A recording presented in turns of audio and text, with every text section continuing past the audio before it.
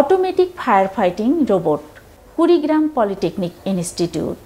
Automatic fire fighting robot হলো একটি সৃষ্টিত কৃত্রিম ডিভাইস যা স্বয়ংক্রিয়ভাবে ফায়ার নিয়ন্ত্রণ করতে পারে। এই রোবটগুলি সাধারণভাবে আগুন প্রতিরোধ করতে তৈরি করা হয়। আমাদের প্রজেক্টটার নাম হচ্ছে অটোমেটিক ফায়ার ফাইটিং রোবট। এই রোবটটা হচ্ছে দুটা পদ্ধতিতে কন্ট্রোল করা যায়। একটা হচ্ছে আইআর সেন্সর, অর্থাৎ ফ্লেম সেন্সরের একটা ভার্সন আছে আইআর, সেটার মাধ্যমে, আর একটা হচ্ছে মোবাইলের মাধ্যমে, মোবাইলের কাস্টমাইজ করা অ্যাপ আছে আমাদের, সেই অ্যাপের মাধ্যমে আমরা কন্ট্রোল করতে পারি। এখন দূরবর্তীতে অনেক সময় দেখা যায় হচ্ছে আমাদের এই তৎকালীন যে দুর্ঘটনাগুলো হচ্ছে, সেই দুর্ঘটনার মধ্যে দেখা যাচ্ছে আগুনের ভয়াবহতা সব থেকে বেশি এবং ক্ষয়ক্ষতিও বেশি হচ্ছে। সেইগুলোতে আমাদের আগুন নিবানোর যে সময়টা, এই সময়টা দীর্ঘক্ষণ হওয়ায় ক্ষয়ক্ষতিটা বৃদ্ধি পাচ্ছে। ফায়ার ফাইটিং রোবটটা হচ্ছে আগুনের নিকটবর্তী অবস্থায় আমরা নিয়ে যেতে পারবো। আগুনের নিকটবর্তী অবস্থায় যখন নিয়ে যেতে পারবো, তখন আমাদের আগুনটা নিবানো সহজ হয়ে যাবে এবং বাইরে থেকে যখন দমকল কর্মী যারা থাকবে তাদের ভিতরে ঢুকতেও তখন সহজ হবে।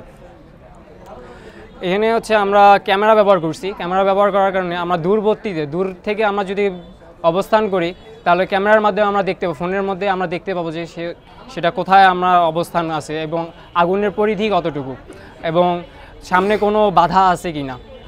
আর আমরা এটা রেস্কিউ আর্ম ব্যবহার করছি। রেস্কিউ আর্মটা হচ্ছে আমাদের এই রোবট চলার পথে যদি সামনে কোনো বাধা থাকে, সে বাধাটাকে সে সরাই ফেলতে পারবে এবং যদি কোনো মূল্যবান বস্তু থাকে, যে বস্তুটাকে উদ্ধার করা দরকার, সে বস্তুটাকেও সে উদ্ধার করতে সক্ষম। আর আমাদের এইখানের মধ্যে দুটা সেন্সর আমরা ব্যবহার করছি। সেই সেন্সর দুটো হচ্ছে